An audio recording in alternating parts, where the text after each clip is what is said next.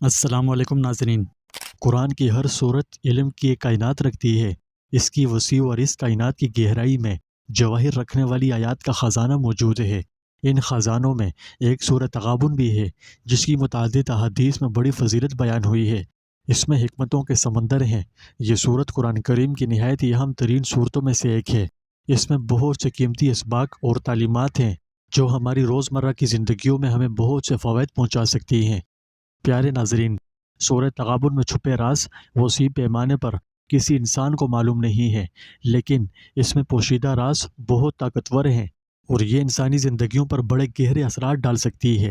میں اس ویڈیو میں آپ کے ساتھ ان پراسرار رازوں میں سے کچھ شیئر کرنے جا رہا ہوں اور اس کی برکات، تاثیرات، معجزات اور فوائد و فضائل سے پردہ اٹھاؤں گا۔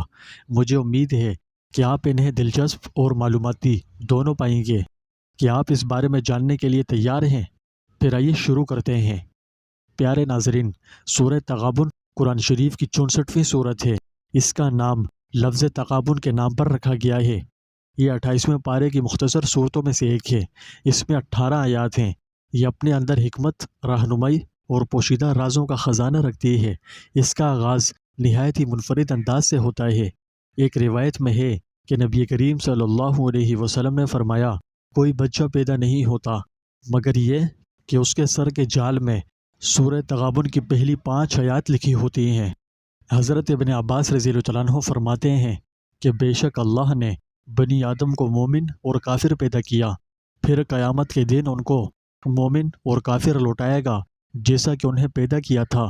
حضرت انس رضی اللہ عنہ سے روایت ہے کہ نبی کریم صلی اللہ علیہ وسلم نے فرمایا کہ اللہ رب العزت نے رحم پر ایک فرشتہ مقرر کر رکھا ہے، بس وہ کہتا ہے کہ اے میرے رب نطفہ ہے، اے میرے رب جمع ہوا خون ہے، اے میرے رب گوشت کا لوتھڑا ہے۔ پھر جب اللہ تعالیٰ اس کی پیدائش کا ارادہ فرماتا ہے تو وہ فرشتہ کہتا ہے، اے میرے رب کیا یہ لڑکا ہے یا لڑکی، کیا بدبخت ہے یا نیک بخت، بس رزق کتنا ہے، پھر مدت کتنی ہے۔ بس اسی طرح سے سب کچھ اس کے ماں کے پیٹ میں ہوتے ہوئے لکھ دیا جاتا ہے۔ پیارے ناظرین، اس صورت کا اصل مقصد یہ ہے کہ تمام چیزیں جو کچھ اس کائنات میں ہیں سب اللہ کی پاکی بیان کرتی ہیں۔ اس کی سلطنت ہے اور وہی تعریف کے لائق ہے۔ وہ ہر شے پر قادر ہے۔ وہی ہے جس نے تمہیں پیدا کیا، سو تم میں سے بعض کافر ہیں اور بعض مومن۔ اللہ تمہارے اعمال کو دیکھ رہا ہے، اس کے مناسب معاملہ کرے گا۔ اس نے آسمانوں اور زمین کو برحق پیدا کیا ہے اور تمہاری صورتیں بنائی ہیں اور تمہاری صورتیں اچھی بنائی ہیں۔ اسی کی طرف لوٹ کر جانا ہے۔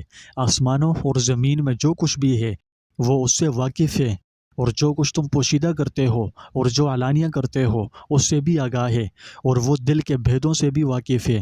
کیا تمہارے پاس ان لوگوں کے واقعات نہیں پہنچے جنہوں نے پہلے کفر اختیار کیا تھا، پھر اپنے کاموں کا وبال چکھا، اور آئندہ ان کے حصے میں ایک دردناک عذاب ہے۔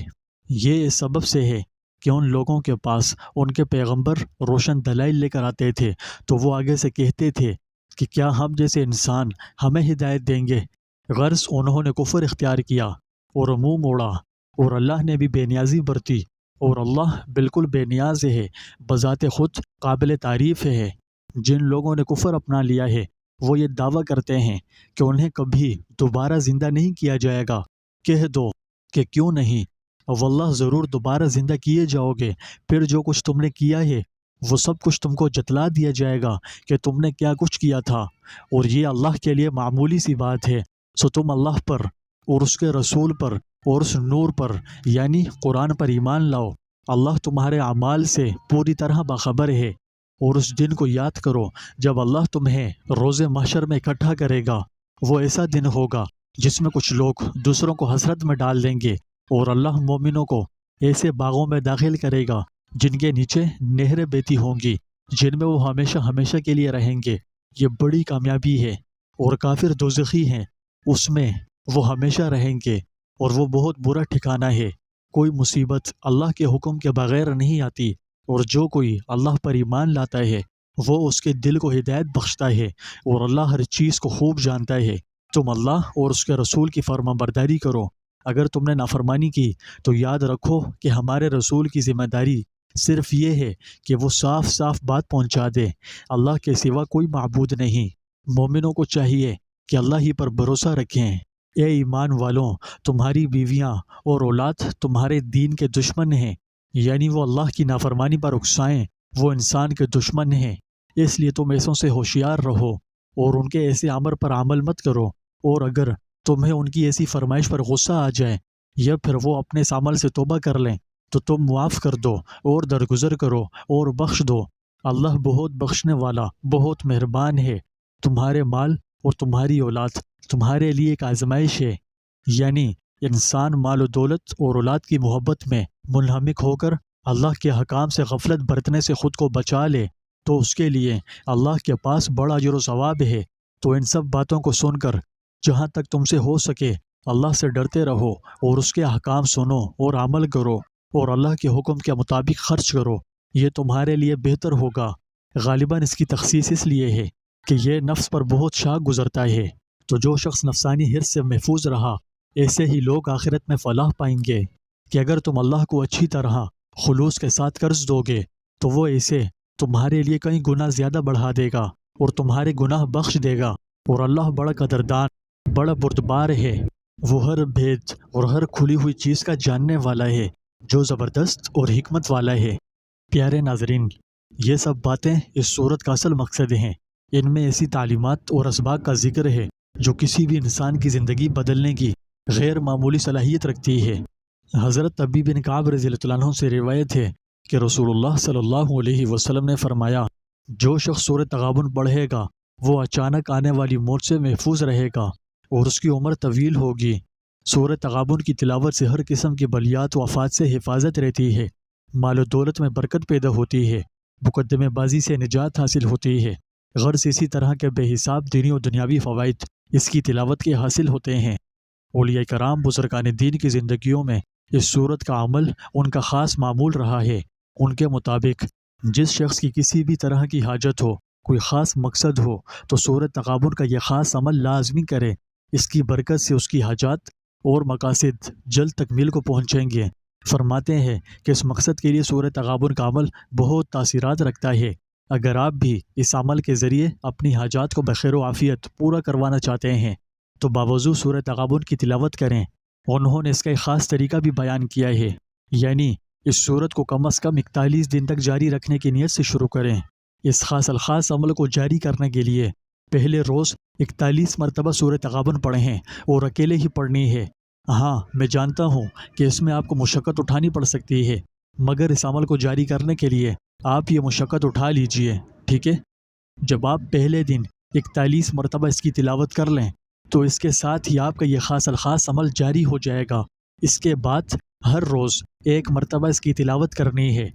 یہاں آپ کا یہ سوال ہوگا کہ یہ عمل کس ٹائم شروع کریں؟ پیارے ناظرین، اس عمل کا بہترین وقت تہجد ہے۔ اگر کسی امر کے باعث یہ ممکن نہ ہو تو بعد از نماز فجر اس عمل کو کیا جا سکتا ہے، ٹھیک ہے؟ کم از کم 41 دن اس عمل کو لازماً کرنے کی شرط ہے۔ اگر زندگی بھر اس کی افادیت حاصل کرنا چاہو تو ساری زندگی کے لیے یہ عمل آپ کر سکتے ہیں۔ جب آپ اس مبارک عمل کو شروع کریں گے تو انشاءاللہ آپ خود اپنی جاگتی آنکھوں سے اس کی برکات و تاثیرات دیکھیں گے۔ اس کی آیات انوکھی نعمتوں کے جواہر رکھتی ہے جو اپنے گہرے اسرار و رموز پر غور کرنے والوں کی زندگی میں بہار لاتی ہے۔ پیارے ناظرین، آپ کی حاجت روائی کے لیے یہ ایک بہترین عمل ہے۔ اس کی غیر معمولی صلاحیتیں آپ کی زندگی سے منفی قوتوں کے اثرات ختم کرنے میں ایک اہم کردار ادا کرتی ہے۔ ایک بات یاد رہے کہ اکثر لوگوں کو دیکھا گیا ہے کہ وہ قرآنی آیات کو پڑھنے میں اپنا دھیان آیات پر نہیں رکھتے بلکہ یہاں وہاں کی باتوں میں گم رہتے ہیں۔ اس لیے تھوڑی دیر پہلے میں نے آپ کو اس سورت کا اصل مقصد یعنی اس کی متبرک آیات اس لیے بیان کی ہیں کہ یہ ہم سے کیا چاہتی ہیں، یہ کافی تفصیل سے بیان کیا ہے تاکہ یہ آپ کے لیے ایک نہایت ہی کارآمد اور مفید ویڈیو ثابت ہو۔ پیارے ناظرین، اس سورت میں گہری بصیرتیں ہیں جو آسمانوں اور زمین، پوشیدہ اور ظاہر کو آپس میں جوڑتی ہے۔ اس کی آیات بہت طاقتور ہیں جو حکمت کے جواہر رکھتی ہیں۔ اگر آپ نے میری باتوں پر دھیان دیا ہو تو کچھ دیر قبل میں نے کہا تھا کہ پوری کائنات اور جو کچھ اس میں موجود ہے سب کے سب اللہ کی تسبیح کر رہے ہیں۔ یہ مفہوم پہلی آیت سے لیا گیا ہے۔ اگر راز کی بات شیئر کروں تو یہ آئندہ آنے والی چیزوں کے لیے مرحلہ طے کرتی ہے۔ یہ کائنات کے باہم مربوط ہونے پر غور و فکر کرنے کی دعوت ہے، جہاں ہر چیز آسمان کے ستاروں سے لے کر زمین پر موجود چھوٹے چھوٹے ایٹمز تک خالق و معبود کی عظمت کا اعلان کرتی ہے۔ سورہ تغابن مادی دولت کی تہوں کو پس پش ڈالتی ہے، یعنی یہ دنیاوی دولت کو ایک عارضی نوعیت کی بارش سے تشبیہ دیتی ہے جو فصلوں کو زندگی بخشتی ہے، لیکن جس طرح بارش ختم ہو جاتی ہے اسی طرح ہماری دنیا سے وابستگی بھی ختم ہو جاتی ہے، یعنی موت محبوب کو محبت سے الگ کر دیتی ہے۔ اس کی روح سے مادی املاک کی محبت سے لاتعلقی کا سبق ملتا ہے، جو ہمیں یاد دلاتا ہے کہ حقیقی دولت اللہ کے ساتھ ہمارے مضبوط تعلق میں ہے۔ اس میں مال و دولت کے امتحان سے متعلق ایک گہرا پیغام ہے جو دنیاوی املاک کی عارضی نوعیت کو اجاگر کرتی ہے۔ یہ ہمیں یاد دلاتی ہے کہ حقیقی دولت ہمارے دلوں میں اللہ کی محبت اور لوگوں کے لیے اچھائی اور بھلائی کے کام میں ہے۔ یہ مادی دولت کے غلام بننے سے خبردار کرتی ہے اور ہمیں تاکید کرتی ہے کہ ہم اپنے وسائل انسانیت کے فائدے کے لیے استعمال کریں۔ مطلب اللہ کو خلوص سے قرض دینے کا اصل مقصد یہی ہے کہ صرف اسی سے ابدی انعامات حاصل ہوتے ہیں۔ غرض یہ ہے کہ اس میں بہت سی حکمتیں پوشیدہ ہیں۔ سورہ تغابن ایک پوشیدہ جواہر کی طرح بے شمار راز رکھتی ہے۔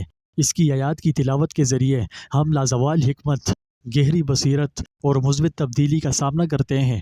مزید برآں یہ ہمیں اپنی زندگیوں پر غور کرنے، اپنے اعمال کو دین اسلام کے عقائد کے ساتھ ہم آہنگ کرنے اور روحانی ترقی کے لیے کوشش کرنے کا اشارہ کرتی ہے۔ پیارے ناظرین، سورہ تغابن کے پوشیدہ رازوں میں سے گزرتے ہوئے ہم اس ویڈیو کے اختتام پر پہنچ چکے ہیں۔ یاد رکھیں کہ علم ایک ایسا خزانہ ہے جو دوسروں کے ساتھ شیئر کرنے پر بڑھتا ہے، اس لیے اس علم سے بھری ہوئی ویڈیو کو محض اپنے پاس نہ رکھیں بلکہ اسے دوسروں کے ساتھ بھی لازمی شیئر کریں۔ تو میرے پیارے ناظرین، اب تک آپ نے دیکھا کہ قرآن حکمت کے اتھاہ سمندر کی مانند ہے اور سورہ تغابن اس کی گہرائیوں میں صرف ایک جھلک ہے۔